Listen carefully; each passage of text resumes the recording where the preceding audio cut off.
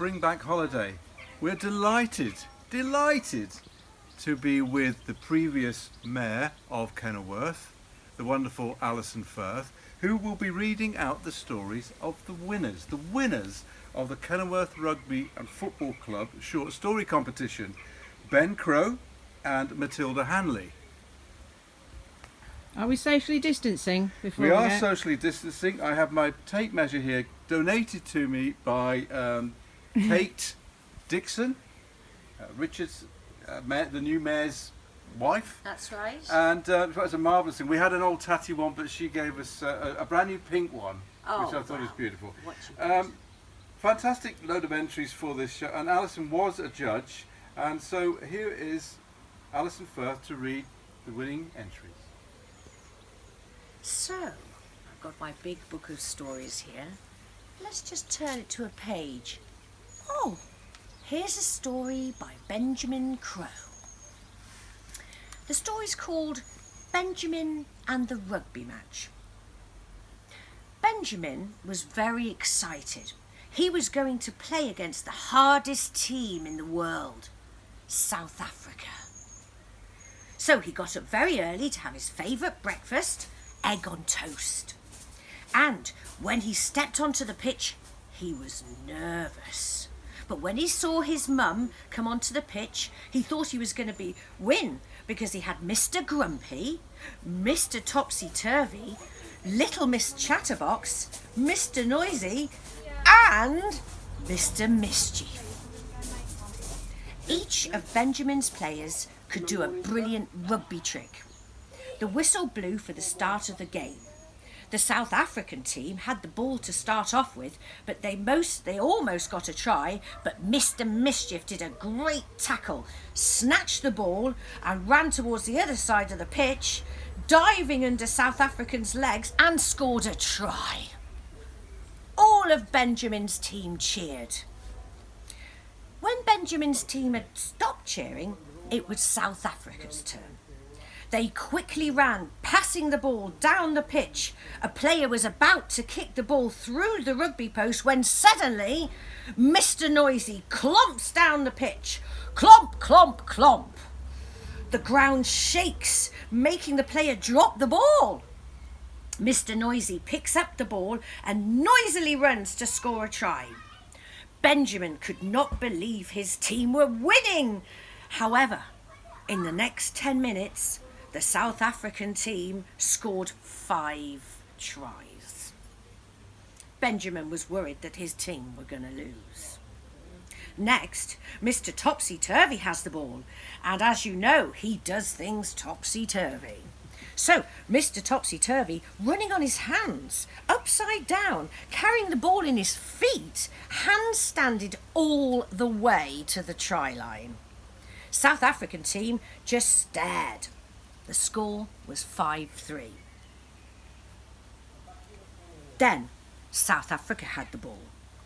This made Mr. Grumpy super angry. The South Africans kicked the ball high into the sky. Mr. Grumpy saw his chance and snatched the ball. He stomped over the try line. The score was now 5-4. Little Miss Chatterbox was busy chatting away to Mr. Grumpy about his great kick because she was chatting so much she almost missed Benjamin's pass. But she just got the ball and, chattering to herself, she ran to the other side of the pitch and scored a try. Now both teams were drawing. The score was 5-5. There were 4 minutes of the games left and Benjamin's team had the ball. The players were nervous. The next trick would win the game. From Benjamin's training, he knew he needed to work as a team. Benjamin started with the ball first. He passed the ball to Mr. Noisy, who passed it to Little Miss Chatterbox, who dropped it. Mr. Mischief dived for it, got the ball, and then passed it to Mr. Topsy-Turvy, and he passed it to Benjamin and scored the winning try! Benjamin's team were amazed. Wow, can we have a Mexican wave? That's awesome. That was really good. Yeah, well done, Benjamin! What a story! There we go. Our next story that we've selected is as a winner is Matilda Hanley, and she's written a little story called I Love Rugby, and in brackets, sort of. I love Sundays because my dad and brother go to their rugby club, which gives me and Mum some girly time. Morning, darling, my mum said, putting down her phone and hugging me. The boys have just gone. Yay! I shouted, happiness filling into me as I squeezed my mum tight. I love hugs. The reason why I love hugs is because it makes all my worries go away. My mum and I hugged for what seemed like hours, but it was only a minute. We had a great morning together, baking cookies together. I love a time together with my mum.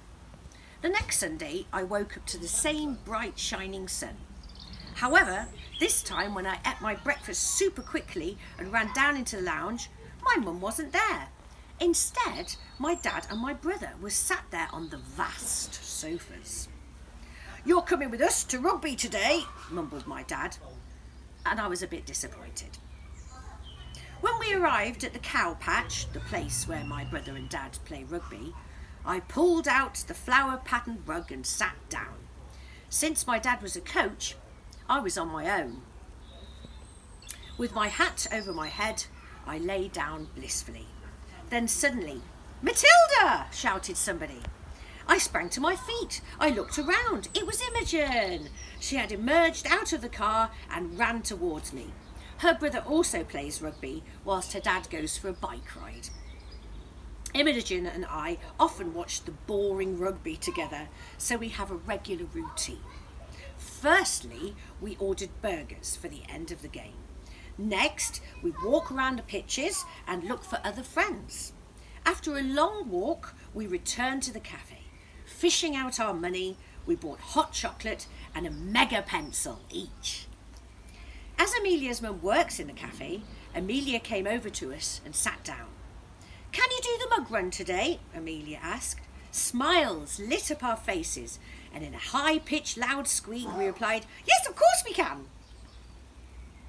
So, after we finished our hot chocolate and mega pencils, Amelia and her mum supplied us with a washing-up bucket to collect all the mugs on the pitches in. Imogen and I love doing the mug run because we love to chat together. We chatted about boys and what annoying things they do, which went on endlessly, but it passed the time while we collected the mugs. Then suddenly a crowd of people came rushing over. It was the end of rugby. We collected our delicious burgers. Me, my dad and brother walked over to an empty table while Imogen and her family went back home. We ate in silence, engrossed in our burgers. So you could say, I love rugby. And that's the end. Thank you, Matilda. I just want to say a big thank you to the Kenilworth Rugby Football Club for running this fabulous story competition. And again, thanks for letting me judge you. It was really interesting reading all the different stories.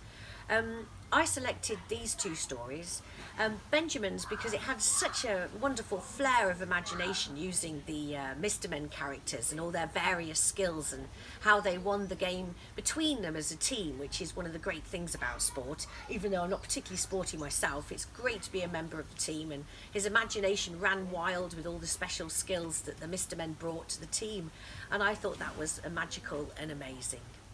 And the reason why I chose Matilda's story was because it brought another side to sport, that it's not always about participating in the sport, it's about being a spectator.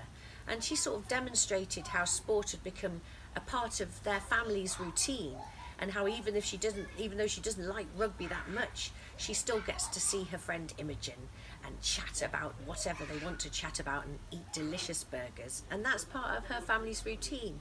So sport brings together lots of people, even if you're not particularly sporty. And well done both. Great entries, well done. Excellent.